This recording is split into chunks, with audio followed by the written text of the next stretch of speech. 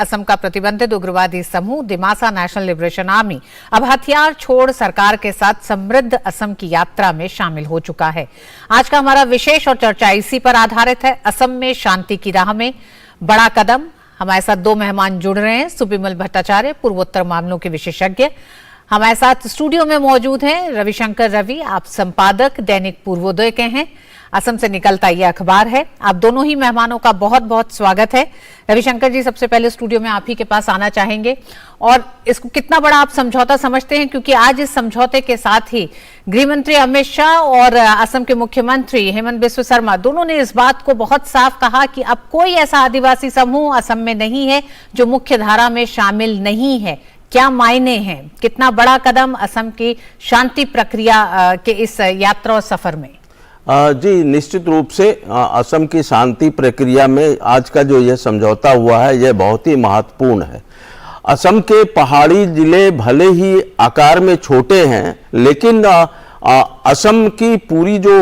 अर्थव्यवस्था सोचिए या ढांचागत विकास जो कहिए, उसमें यह इलाका जो है, पहाड़ी जिले जो हैं असम के, वो बहुत ही महत्वपूर्ण भूमिका निभाते हैं। क्योंकि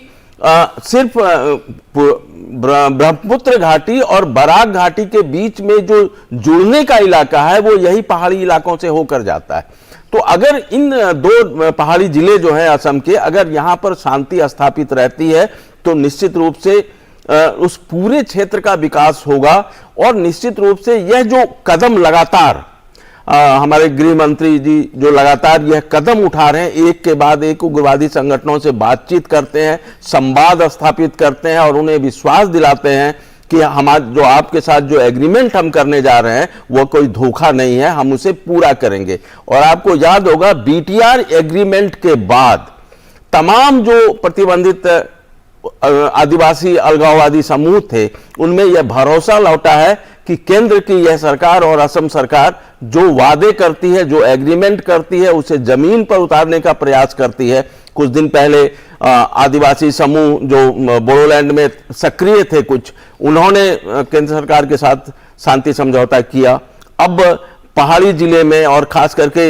ये दिमासा नेशनल लिबरेशन आर्मी, दो जो ऐसे जिले हैं जी, और इसके पहले ये डीएसडी से टूटा हुआ एक धड़ा है, लेकिन उसे भी संभालकर संवाद स्थापित करके मुख्य धारा में ले आने की जो एक सदिच्छा जो केंद्र सरकार की रही है और खास करके गृह मंत्रालय की, उसी का लें। उन्होंने यह नहीं सोचा कि ये छोटे मोटे ग्रुप हैं, इन्हें सख्ती से लागू किया जाए, प्यार से पुचकारा, आइए हमारे साथ बात कीजिए, शांति समझौता कीजिए। इसके साथ ही केंद्र और राज्य सरकार जो लोग असम में अशांति पैदा करने की कोशिश करते हैं, उनके ऊपर भी सख्त है। कुछ दिन पहले आप ही के यहाँ खबर आई थी कि केएलओ का एक धड़ा कुछ इलाके में, बोडोलैंड के कुछ इलाकों में हिंसा फैलाने की कोशिश कर रहा था। सुरक्षा बलों ने सख्ती से काम किया। तो यह जो है कि आओ प्यार से बात करो, समझौता करो, हम तुम्हारा ख्याल करेंगे, और नहीं समझोगे तो फिर हम सख्ती भी बरतेंगे, संविधान का कानून लागू होगा। बिल्कुल। तो इसका असर आप देखिएगा आने वाले दिनों में पूर्वोत्तर में, दूसरे राज्यों में, असम के बाहर के भी राज्यों में बहुत ही पॉजिटिव नोट जाएगा। जी, सुबिमल जी, असम में तो तमाम ऐसे समझौते हुए ही हैं, साथ ही साथ पूर्वोत्तर को पूरी तरीके से एक तरह से शांति स्थापित करना और विकास का जो एक एजेंडा रहा है उसको और सुचारू तरीके से चलाने के लिए भी इन तमाम धड़ों से, इन उग्रवादी समूहों से बातचीत जरूरी थी, उन विकास कार्यों के एक तरह से पूरा होने के लिए भी। क्या आपको लगता है कि जब 15 अगस्त 2022 को 8 आदिवासी समूह, जनजातीय समूहों के बीच समझौता हुआ था, उस समय डीएनएलए मौजूद नहीं था उसमें, तो ये प्रक्रिया लंबी चली है, और आज के समझौते के बाद किस तरह से एक बड़ा परिवर्तन असम के विकास में और पूर्वोत्तर के विकास में देखेंगे? रितु जी, देखिए 2019 से जब से अमित शाह जी गृह मंत्री बने, तब से ये प्रयास रहा कि जितने सारे उग्रवादी ग्रुप है अलग अलग राज्यों में, असम के अलावा भी, सबके साथ, इनके साथ जो बातचीत सालों सालों से चल रहे, कैसे इसको एक प्रोएक्टिव दिशा से देखा जाए और उनकी जो प्रॉब्लम्स थे उसको जेन्युइनली सॉल्व किया जाए। इसी माध्यम से आज तक 6 ऐसे एग्रीमेंट पूरे उत्तर पूर्व में हुए हैं, और आसाम में विशेषकर 2020 में जो बोडो एग्रीमेंट हुए, इसके बाद 2021 में करबी एग्रीमेंट हुए, ये दोनों, और इसके बाद आपने जैसे जिक्र किया आदिवासियों के साथ, तो ये एक होलसम प्रयास रहा पूरे राज्य में सब स्तर के आदिवासियों की जितने उग्रवादी ग्रुप थे उनके साथ एक समझौते में आना। अब डिमासा की पहले भी 2 बार एग्रीमेंट हो चुके हैं और बहुत सारे उग्रवादी लोग आज शामिल हुए मूलधारा में और पॉजिटिव कंट्रीब्यूशन की तरफ से काम कर रहे हैं। अब एक डीएनएलए रह ही गया था और वो भी आज जब आके ये एमओयू साइन किया और इनको जिस तरीका से पैकेज दिया गया है, देखिए एक बात हमें गौर से ध्यान देना पड़ेगा कि आज के डेट में ये जितने 2019 के बाद जितने सारे एग्रीमेंट्स हो रहे हैं इनके साथ, जिसमें इकोनॉमिक पैकेज दिया जाता है, जिसमें इनको रिहेबिलिटेशन की प्रस्ताव दिया जाता है, ये सारे बड़े सख्त तरीका से इंप्लीमेंट होते हैं। जहां राज्य सरकार के हिस्सा होता है उसके ऊपर भी केंद्रीय सरकार की नजर रहता है और ये एक सिंसियर एक प्रयास की तरह से ये आगे इतने पिछले 4-5 साल से देखा गया। इससे बहुत सारे उग्रवादी ग्रुप जो मूलधारा में नहीं आए थे उनमें एक पॉजिटिव एक एटीट्यूड बना है और आज जो ये डीएनएलए के एग्रीमेंट है जो एक बड़ा ग्रुप का रह गया था इतने सालों से, आज वो भी मूलधारा में आ गए। तो मुझे लगता है कि ये जो प्रयास है whole of the government approach जो अमित शाह जी ने शुरू किया जब से गृह मंत्री बने, अगर आप देखें तो 3 पंक्तियों में इनके कंसंट्रेशन रहे। पहली बात आपने भी डेवलपमेंट की बात जिक्र किया था। पहली बात रही कि इनकी जितनी dance, ethnic dresses, food culture, इसको किस तरीका से सारे देश में एक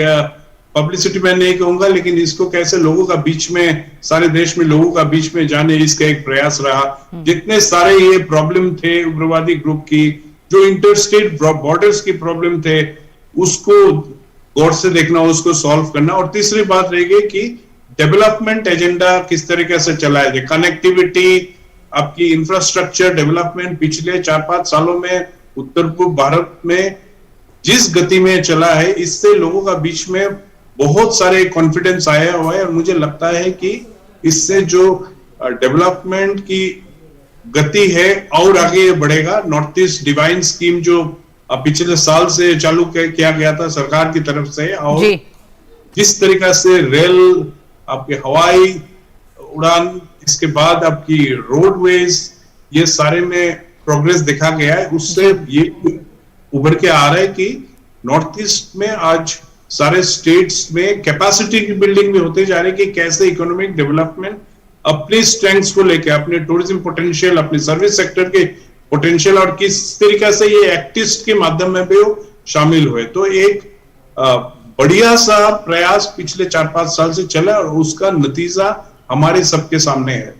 जी हाँ, बिल्कुल सुबिमल जी, जिस तरह से आपने बताया कि एक तरह से समावेशी विकास है जिसमें भाषा, संस्कृति, इंफ्रास्ट्रक्चर, कनेक्टिविटी, ये तमाम चीजें जुड़ी हुई हैं। रविशंकर जी, इन तमाम समूहों का जो एक नारा रहा है अपने अपने इलाके को लेकर, अगर हम डीएनएलए की भी बात करें तो संप्रभु स्वतंत्र दिमासा राष्ट्र की का नारा था। आज जब इस समझौते के साथ ये भी कहा जाता है कि 500 करोड़ रुपए का प्रावधान किया जाता है, पुनर्वास के लिए एक काउंसिल के गठन की बात की गई है, डीएनएलए संगठन का जो कार्डर है उसके पुनर्वास के भी अवसर तलाशे जाएंगे, तो क्या आपको लगता है कि सिर्फ समझौतों तक सीमित नहीं है, जैसा कि सुबिमल जी ने कहा, तो इसने प्रोत्साहित करा है? और आज ये कहना कि असम का तमाम जो जनजातीय समूह थे जो अपनी अलग अलग संप्रभु पहचान के लिए लड़ाई लड़ रहे थे, उन्हें मुख्य धारा के साथ जोड़ा गया है, जिससे कि असर पड़ेगा पूरे असम के विकास में।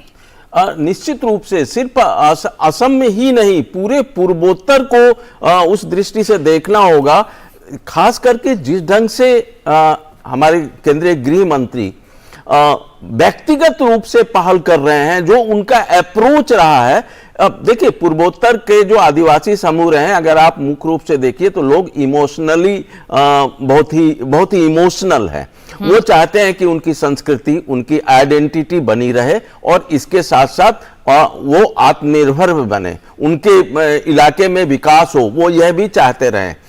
तो ये जो दोहरा अप्रोच रहा है केंद्र सरकार का, एक तरफ तो उन्होंने तमाम जो ऐसे अलगाववादी समूह थे उनके साथ बातचीत की, उनके साथ शांति समझौता किया, दूसरी ओर ईमानदारी से जो पैकेज घोषित किए गए हैं उस पर काम हो रहा है, काम हो रहा और उस पर निगरानी भी रखी जा रही है कि वो कायदे से वो काम जैसा कि पहले होता रहा है। पैकेज जाता रहा लेकिन उस पैकेज का कोई प्रभाव जमीन पर नहीं दिखता था। आज आप देख लीजिए बीटीआर में, बोडोलैंड में जाकर कितने सारे नए नए युवक उद्यमी के रूप में वहां पर स्थापित हो चुके हैं और वह अलग अलग तरीके से प्रोफेशन को अपना रहे हैं, सिर्फ सरकारी नौकरी की तरफ नहीं जा रहे हैं। वो जो टैलेंट है नॉर्थ ईस्ट के खेल का और उसमें जो एक डेडिकेशन है, जूझने की शक्ति है, अगर हम उसको पॉजिटिव वे में ले आए, और परिणाम ये हुआ है कि अब अलगाववादी समूहों को कैडर नहीं मिल रहे हैं, क्योंकि जो युवा समाज है उसे एक बेहतर जिंदगी इधर दिख रही है, वो उधर जाना नहीं चाहती है। और इस तरह का जो पॉजिटिव अप्रोच रहा है केंद्र का और राज्य सरकार का, उसका दूरगामी प्रभाव पड़ा है। अब एक साधारण सी बात है, असम में जो बिहू का कार्यक्रम हुआ और उसमें जितने मन से हमारे प्रधानमंत्री उसमें शामिल हुए और बिहू के रिदिम को अपना रिदिम बनाकर पूरे विश्व तक बिहू के रिदिम को पहुंचा दिया, इससे पूरे असम के लोग कितने खुश हैं, कितने अंदर से आह्लादित हैं, इसे शब्दों में बयान नहीं किया जा सकता है। तो इस तरह के जो छोटे छोटे अप्रोच रहे हैं वो अप्रोच मिलकर बहुत बड़ा अप्रोच बन गया और पूर्वोत्तर के अलग अलग इशारों में देखिए अभी हवा का रुख बदल गया है, हवा में एक अलग तरह की ताजगी आने लगी है। और वो जो एक उबाऊपन था, युवक क्यों जा रहे थे, उन्हें आगे बढ़ने का कोई मौका नहीं मिलता था, वो कुछ करना भी चाहें तो उन्हें करने का कोई अवसर नहीं मिलता था। अब उनके सामने ये पर्यटन के क्षेत्र में देखिए, इस बार के केंद्रीय बजट में जो पर्यटन के लिए विशेष पैकेज घोषित किया गया है उसका लाभ पूरे पूर्वोत्तर को मिलेगा। और जितने पर्यटन केंद्र और खासकर पूर्वोत्तर के ज्यादातर पर्यटन केंद्र अनछुए हैं, वहां पर लोकल युवकों के द्वारा छोटे छोटे घर बनाए जाएंगे, वो अपना रोजगार करेगा। तो एक छोटी सी पहल से देखिए कितना बड़ा काम होता है। और आज जो जिस तरह से और जिस विश्वास से वो अलगाववादी समूह के लोग भी जिस तरह से आकर दिल्ली में केंद्रीय गृह मंत्री से मिले, और उनका आप बॉडी लैंग्वेज देखिए उस पूरे फोटो में समझौते के समय जो दिखाई दे रहा है, जो एक कॉन्फिडेंस दिखाई दे रहा है, एक जो बराबरी का स्तर दिखाई दे रहा है दोनों तरफ मेज के।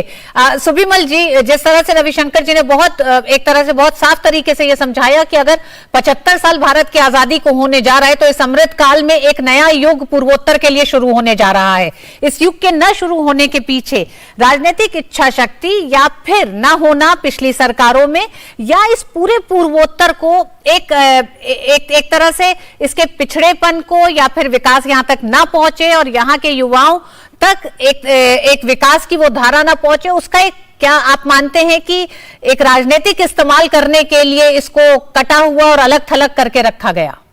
बिल्कुल वैसे ही लग रहा है, क्योंकि अगर देखिए जो रविशंकर जी ने जिक्र किया और मैंने भी शुरुआत में बोला था कि जो पैकेजेस घोषणा किए जाते हैं जब भी कोई सरेंडर होते हैं उग्रवादी ग्रुप की, इसके बाद वो ग्रुप को बड़े परेशानी होते हैं इनको वो पैसे मिलने के लिए। अब कैडर रिहेबिलिटेशन काफी बड़ी बात होते हैं, क्योंकि इनको एक समझाया जाता है कि किस तरीका से वो मूलधारा में आएंगे और उसमें वो पैकेज बड़ा इंपॉर्टेंट होता है, तो वो मिलने में बड़ा तकलीफ होता है। आज का डेट में ये जिस तरीका से दिया जाता है, इससे कॉन्फिडेंस इन लोगों के बीच में भी आते हैं। और पहले अगर आप देखें तो जो नॉर्थ ईस्ट के लिए बहुत सारे एलोकेशन होते थे वो दिल्ली में आधा रह जाते थे, और कुछ जो भी जाते थे वो इंप्लीमेंट ठीक तरीके से नहीं होते ना, नहीं तो कोई कारण नहीं था। जिस सेक्टर में टूरिज्म और सर्विस पोटेंशियल इतने ज्यादा थे, इंडिपेंडेंस के बाद पिछले 3 दशक में बहुत सारी उन्नति होते थे, यही नहीं हुआ। इसी कारण ये सारे उग्रवादी गुट सारे राज्य में अलग अलग कारण से, और ज्यादातर अगर देखें ये कारण इनके वो डेवलपमेंट, लैक ऑफ डेवलपमेंट के लिए होते थे। अगर आप देखें साथ साथ में जब ये प्रयास किए गए ना, तो arm force special power act जिसके खिलाफ ज्यादातर राज्य में ज्यादातर सिटीजन्स इसके खिलाफ है, इसमें भी सरकार की तरफ से एक प्रयास हुआ है असम में आसपा को लेकर भी, बिल्कुल, जिसका एक लंबे समय से विरोध भी रहा है और एक तरह से अनुरोध भी रहा है पूर्वोत्तर से, उसको भी आंशिक रूप से हटाया जा रहा है। रविशंकर जी, बहुत संक्षेप में, उल्फा के साथ बातचीत चल रही है, उम्मीद की जा रही है कि ये एक हो सकता है आखिरी कड़ी हो। निश्चित रूप से, और ये बहुत ही अच्छा डेवलपमेंट है कि जिस तरह से उल्फा के साथ एक ड्राफ्ट एग्रीमेंट पर हस्ताक्षर होने की बात है, और उससे कहीं ना कहीं जो दूसरा फैक्शन भी है उल्फा का, उस पर भी एक दबाव बनेगा। और आज मैं इंटरव्यू सुन रहा था वार्ता समर्थक अल्फा नेता का कि वो बड़े उत्साहित थे और वो इतना प्रधानमंत्री और केंद्रीय गृह मंत्री के प्रति इतना आभार व्यक्त कर रहे थे कि कम से कम इस बार अब हम लोगों को एक ड्राफ्ट मिलने जा रहा है। तो यह एक बहुत ही बड़ा संकेत है और मुझे लगता है कि उल्फा के साथ सार्थक बातचीत हो जाएगी और यह बातचीत हो जाने के बाद पूर्वोत्तर और खास करके असम में उग्रवाद का अध्याय समाप्त हो जाएगा। भारत की आजादी के अमृत काल में एक ये बड़े कदम की तरफ भारत एक तरह से बढ़ रहा है पूर्वोत्तर राज्यों को लेकर। 2014 की तुलना में आज की तारीख में 22 में उग्रवादी घटनाओं में 76% की कमी आई है। इसी प्रकार सुरक्षा कर्मियों और नागरिकों की मृत्यु में क्रमशः 90 से 97% की कमी आई है। कई ऐसी चीजें, आंकड़े जो अब बदल गए हैं पिछले कुछ समय में 14 के बाद से, जो लगातार शांति वार्ता हुई है, तमाम समझौते हुए हैं और तमाम आदिवासी समूहों के साथ समझौते हुए हैं, सक्रिय भागीदारी उनकी बढ़ी है, उसने इस पूरी तस्वीर को बदला है। बहुत बहुत धन्यवाद रविशंकर जी आपका भी और सुबिमल जी आपका भी विस्तार से पूर्वोत्तर और असम के बारे में चर्चा करने के लिए।